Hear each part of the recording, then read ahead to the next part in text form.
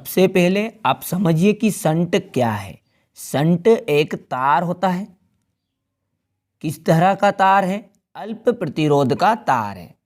जैसा कि आप जानते हैं कि प्रतिरोध का मतलब होता है कि धारा के मार्ग में डाली गई रुकावट, यानी कि धारा के मार्ग में जो हम रुकावट या अवरोध उत्पन्न करते हैं उसे ही हम कहते हैं प्रतिरोध। और शंट एक तरह का अल्प प्रतिरोध का तार होता है जिसे धारा मापी की जो कुंडली है उसको जलने से बचाने के लिए, जो धारा मापी की कुंडली है उसे जलने से बचाने के लिए कुंडली के साथ समांतर क्रम में जोड़ दिया जाता है। तो किस तरह जोड़ा जाता है? शंट को समांतर क्रम में जोड़ दिया जाता है। किसके साथ? जो धारा मापी की कुंडली होगी उसके साथ। तो सिंपल सी बात है कि मोटे तौर पर आप शंट को क्या बता सकते हैं? शंट एक अल्प या कम प्रतिरोध का तार होता है जिसका उपयोग या जिसे धारा मापी की कुंडली के बचाव के लिए कुंडली के साथ समांतर क्रम में जोड़ दिया जाता है। अब शंट क्या है ये तो समझ में आ गया है। अब आगे बढ़ते हैं, शंट का सिद्धांत क्या है।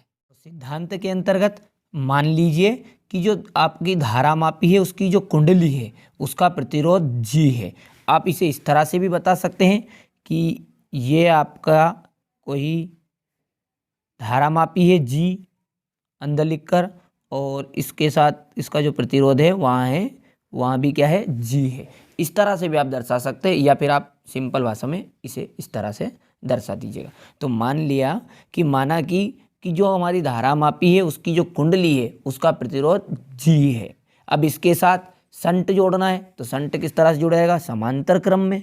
तो समांतर क्रम में कुछ इस तरह से शंट जुड़ा हुआ रहेगा।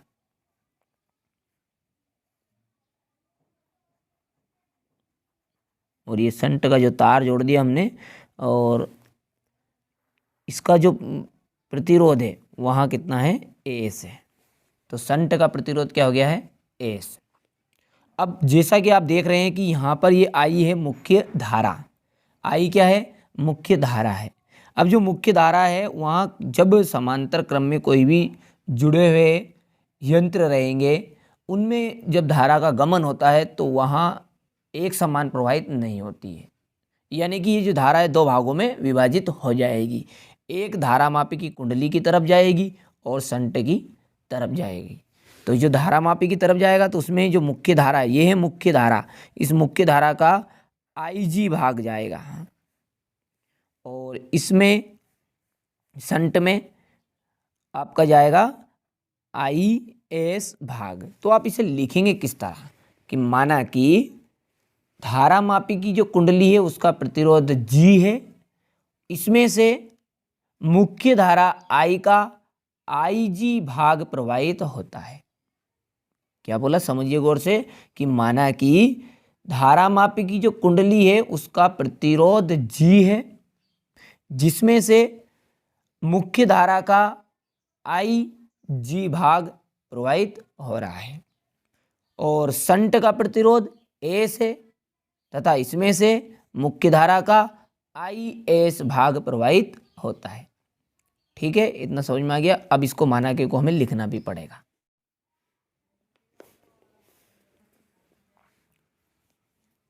तो यहाँ बात लिख ली है कि माना कि धारा मापी की जो कुंडली है उसका प्रतिरोध G है जिसमें से मुख्य धारा I का IG भाग प्रवाहित हो रहा है, एवं शंट का जो प्रतिरोध है S है और जिसमें से मुख्य धारा का IS भाग प्रवाहित हो रहा है। तो जो कुल धारा है, तो कुल धारा कितनी बनेगी आपकी? तो कुल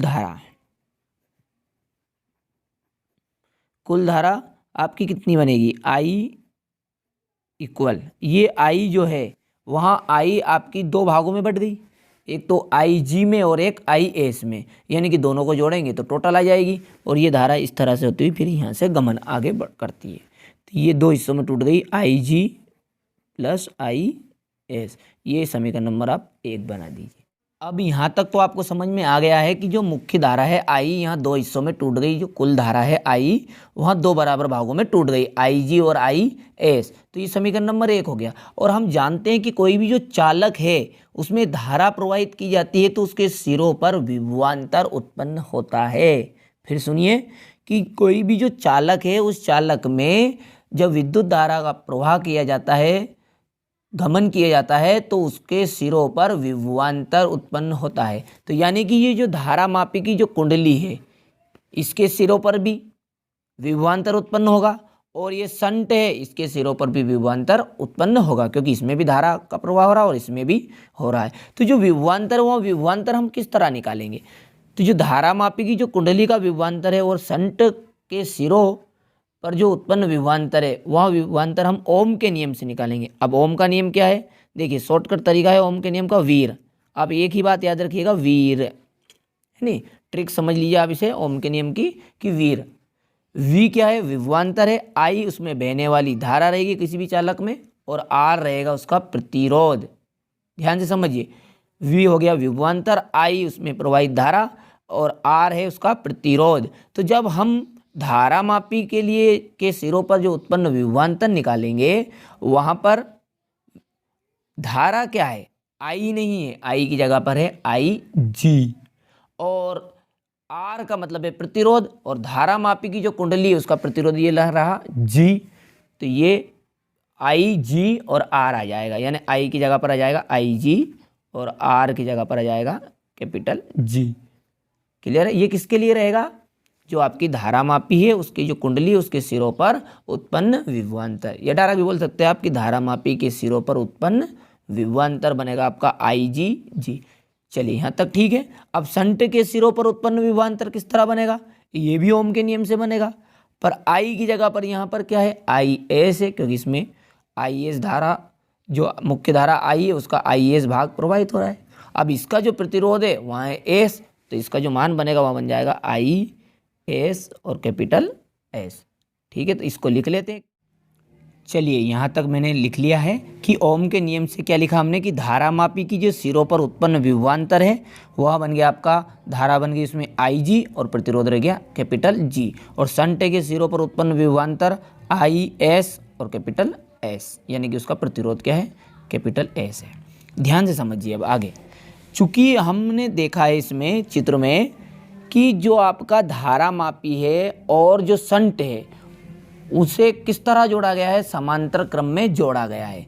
और हम जानते हैं यहाँ बात कि जब किसी भी चालकों को हम समांतर क्रम में जोड़ते हैं तो उनका जो विभवांतर है वह विभवांतर दोनों का इक्वल रहता है। इसलिए तो पहले हमने दोनों का विभवांतर निकाला। अब कुछ भी नहीं करना, दोनों के विभवांतर को हमको बराबर करना है। तो एक लाइन लिखनी पड़ेगी कि चूंकि धारा मापी और संट किस क्रम में जुड़े हुए हैं? समांतर क्रम में जुड़े हुए हैं। तो इसलिए धारा मापी के सिरों पर उत्पन्न विभवांतर और बराबर आ जाएगा संट के सिरों पर उत्पन्न विभवांतर। तो इसको लिख लेते हैं। क्या लिखेंगे? चूंकि धारा मापी और संट समांतर क्रम में जुड़े हैं, समांतर क्रम में जुड़े हुए हैं। अब ये समांतर क्रम में जुड़े हुए हैं इसलिए दोनों का जो विभवांतर है वहां इक्वल हो जाएगा। इसलिए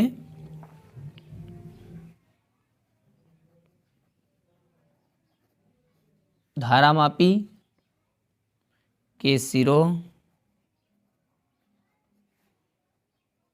पर उत्पन्न विभवांतर इसके बराबर क्या रहेगा आपका? संट के सिरों पर उत्पन्न विभवांतर। संट के सिरों उत्पन्न विभवांतर।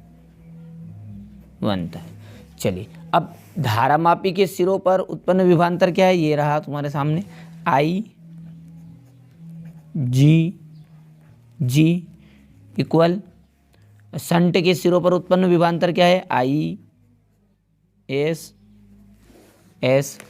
चलिए अब देखिए दोनों का जो प्रतिरोध है दोनों को एक जगह कर लीजिए और धारा को एक जगह कर दीजिए। तो प्रतिरोध का मतलब क्या है? यहाँ पर धारा मापी का प्रतिरोध जी, संट का एस, तो इसको दोनों को क्या लिए, यानी कि जी के बटे में एस ले आओ, इक्वल आई एस बटे आई जी। दोनों पक्षों में एक जोड़ दीजिए, दोनों पक्षों में क्या जोड़ दीजिए, एक। दोनों पक्षों में एक जोड़ने पर तो कंडीशन बनेगी आपकी जी बटा S plus 1 equal I S बटा आई जी प्लस 1। अब जब इसे आगे बढ़ाएंगे तो ये बन जाएगा आपका जी प्लस एस बटे S equal I S plus I G, और ये आई जी।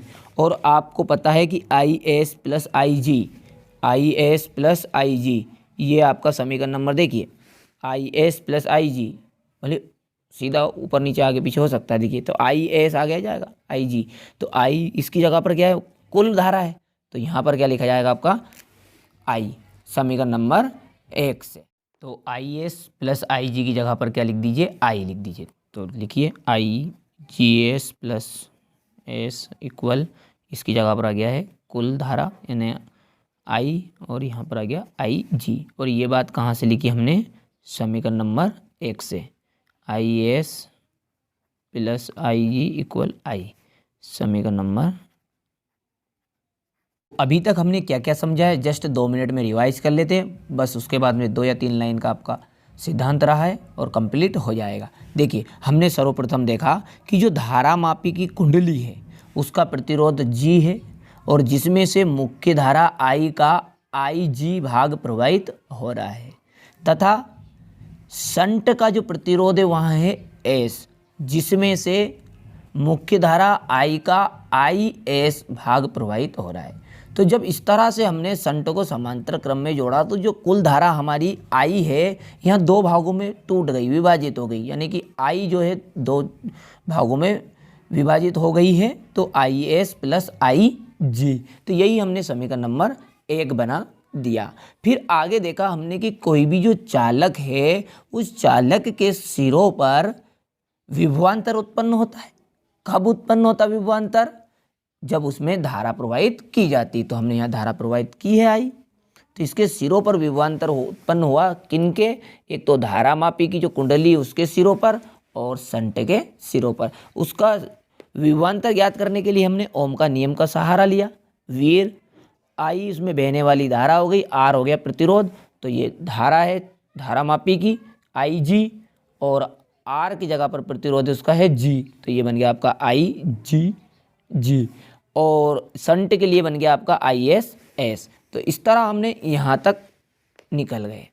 अब हमें जानते हैं कि हमने जो धारा मापी है उसके साथ शंट को समांतर क्रम में जोड़ा है, तो यहाँ पर लिख दिया हमने लाइन कि चूंकि धारा मापी और शंट समांतर क्रम में जुड़े हैं, इसलिए धारा मापी के सिरों पर उत्पन्न विभवांतर और शंट के सिरों पर उत्पन्न विभवांतर बराबर होता है। इससे मतलब नहीं है कि यहाँ पर ही बराबर होगा। जब किसी भी चालक को आप समांतर क्रम में जोड़ेंगे तो उनके सिरों पर जो उत्पन्न विभवांतर है वहाँ इक्वल रहेगा, एक ही रहेगा मतलब, है नहीं। तो यहाँ पर हमने दोनों का विभवांतर निकाला था, अभी यहाँ पर ये इसको बराबर कर दिया, और बराबर करने के बाद हमने दोनों प्रतिरोधों को कर दिया, जी के बटे में एस ले आए और आई एस ए के बटे में चला गया आई जी। दोनों पक्षों में एक जोड़ दिया, एक जोड़ने पर ये प्रोसेस निकल कर आई, और हमने जैसे ही देखा आई एस और आई जी तो हमें समीकरण नंबर 1 की तरफ चले गए और वहाँ से कुल धारा लिख दी आई एस और आई जी के जगह पर। अब हमने आई जी प्लस आई एस की जगह पर कुल धारा यानी कि आई लिख दी। पर अब यदि हम आगे प्रोसेस इसकी बढ़ाएंगे तो यदि मान ले कि जो मुख्य धारा है उसका एनवा भाग ही धारा मापी से प्रवाहित हो रहा है। ये जो धारा मापी की जो कुंडली है इसमें से कौन सा भाग प्रवाहित हो रहा है, धारा का एनवा भाग ही प्रवाहित हो रहा है। तो उस कंडीशन में क्या होगा कि ये जो आपकी आई है, अब जो आपने अभी समीकरण नंबर 1 से आई जी प्लस आई एस की जगह पर लिखी, ये आई की जगह पर आ जाएगा एन आई जी। क्यों आएगा, क्योंकि ये धारा मापी के अंदर से केवल मुख्य धारा का एनवा भाग ही प्रवाहित हो रहा है। तो ये लाइन लिख लेंगे और आई की जगह पर हम एन आई जी लिख देंगे। तो चलिए यहाँ बात भी लिख ली है कि यदि मुख्य धारा का एनवा भाग ही धारा मापी से हम प्रवाहित हो रहा है तो आई के इक्वल पर आ जाएगा एन आई जी। तो बस इस आई की जगह पर बदल दीजिए, तो जी प्लस एस अपान एस, और इस आई की जगह पर आ जाएगा एन आई जी, और ये आई जी। आई जी से आई जी कैंसिल हो गया है, बचा हुआ क्या है, जी प्लस एस बटे में एस, और इक्वल आ जाएगा आपका एन। अब ये जो आपका एस है इसको तिर्यक गुना में करके ले जाइए, तो आगे बढ़ेंगे।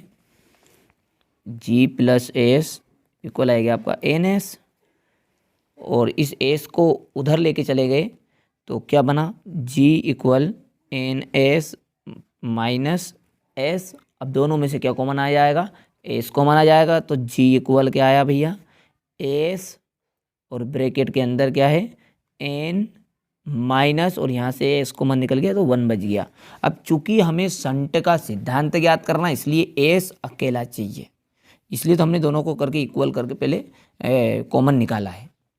तो अब क्या करें, एन माइनस 1 को इसके बट्टे में ले जाओ बस, तो इसको सीधा करके लिख दूं मैं, एस इक्वल जी बटा एन माइनस 1।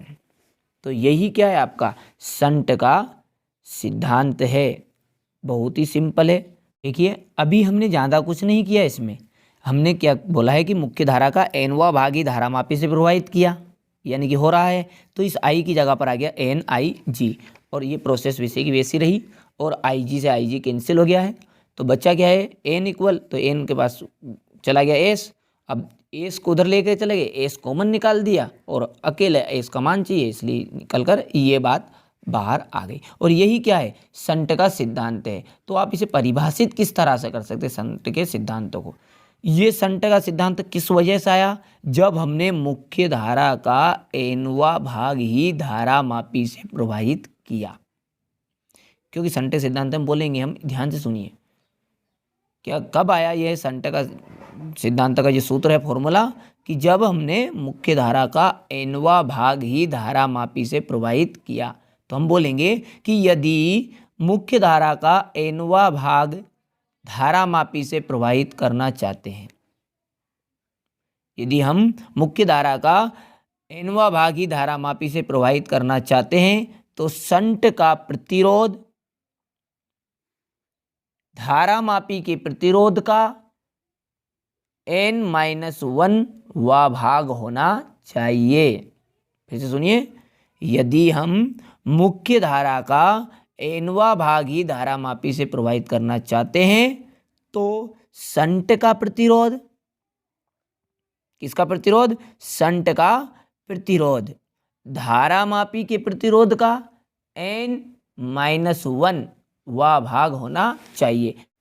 तो यहाँ प्रोसेस लिख ली है कि यदि हम मुख्य धारा का एनवा भाग धारामापी से प्रवाहित करना चाहते हैं, तो संट का प्रतिरोध धारामापी के प्रतिरोध का n-वा भाग होना चाहिए। इसकी जगह पर आप लिख भी सकते हैं यहाँ पर कि संट का प्रतिरोध को, यहाँ पर लिख सकते हैं संट के प्रतिरोध को धारामापी के प्रतिरोध का n-वा भाग होना चाहिए। यानी किसको होना चाहिए, जो संट का प्रतिरोध है इसको धारामापी के प्रतिरोध का n-1 वा भाग होना चाहिए, यानी इक्वल हो गया। यही क्या है संट का सिद्धांत है। आगे बढ़ते हैं, अब संट के लाभ देख लेते हैं। संट का प्रयोग करने से हमें कौन कौन से लाभ रहेंगे धारामापी में। तो धारामापी की जो कुंडली है और संकेतक है वहाँ क्षतिग्रस्त होने से बच जाते हैं। पहला लाभ है कि जो धारामापी की कुंडली है और संकेतक है वहाँ क्षतिग्रस्त होने से बच जाएंगे। दूसरा, इसकी सहायता से आमीटर के परास को बढ़ाया जा सकता है। जो हम धारामापी को का परिवर्तित करके आमीटर बनाएंगे और उसमें हम संट का प्रयोग करेंगे तो उसमें आमीटर की जो परास है उसे बढ़ाया जा सकता है। ठीक है, 2 पॉइंट आपके लाभ हो गए हैं कि धारामापी की जो कुंडली है और संकेतक क्षतिग्रस्त होने से बच जाएंगे, इसकी सहायता से आमीटर के परास को बढ़ाया जा सकता है, और तीसरा जो लाभ है वह है कि संट का प्रयोग करके धारामापी की कुंडली में प्रवाहित धारा को कम किया जा सकता है। यानी कि कुंडली में जो बहने वाली धारा है, किसकी कुंडली में, धारामापी की कुंडली में जो बहने वाली प्रवाहित होने वाली धारा है उसको कम किया जा सकता है। किसका प्रयोग करके, तो संट का प्रयोग करके। और लास्ट है कि यहाँ धारामापी की कुंडली को जलने से बचाता है। वैसे आपसे 2 लाभ पूछते हैं, आप कोई से भी 2 लाभ कर लीजिएगा, ठीक है। तो ये थे इसके लाभ। अब देख लेते हैं संट के प्रयोग करने से कौन सी हानि होती है। तो संट के प्रयोग करने से हानि कौन कौन सी है। तो हानि यहाँ है कि धारामापी की जो सुग्राहिता है वहाँ कम हो जाती है। धारामापी की सुग्राहिता क्या होगी, कम हो जाएगी, किसके कारण, संट के प्रयोग करने से कारण। अब संट का उपयोग भी आपसे पूछता है। देखिए यहाँ आपका प्रश्न इतना लंबा चौड़ा आपसे नहीं पूछेगा, ये प्रश्न आपसे पूछा जाता है कि संट क्या है, संट के सिद्धांतों को समझाइए, एक प्रश्न हो गया है। दूसरा पूछेगा संट क्या है, संट से कोई 2 लाभ बताइए, ठीक है। या पूछेगा आपसे संट किसे कहते हैं और संट का 1 लाभ 1 हानि और इसका उपयोग बताइए। तो इस तरह से मैंने पूरा एक ही वीडियो में आपको कंप्लीट करा दिया है। जिस तरह है आप लिख दीजिएगा।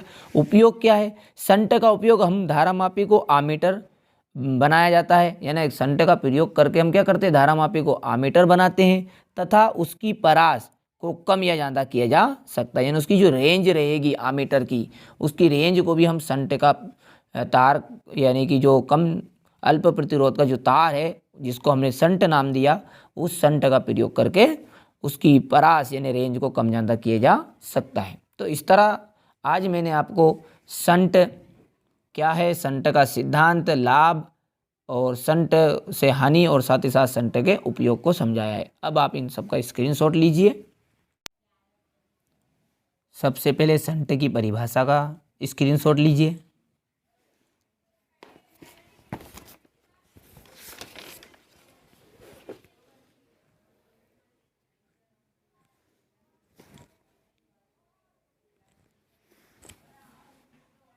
फिर संट का चित्र सिद्धांत का, फिर संट के सिद्धांत का चित्र, यहाँ आपको नहीं लिखना है तो मैंने बेसिक जानकारी दी थी। और इसके बाद में यहाँ से स्क्रीनशॉट लीजिएगा। फिर इसके बाद में यहाँ से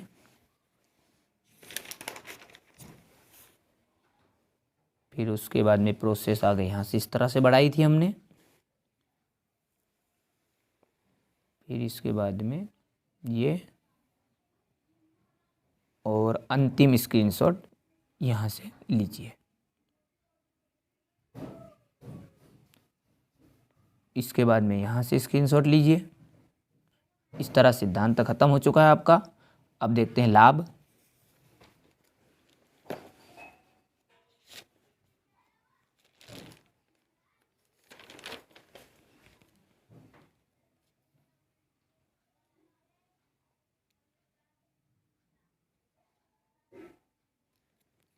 संट के लाभ का स्क्रीनशॉट,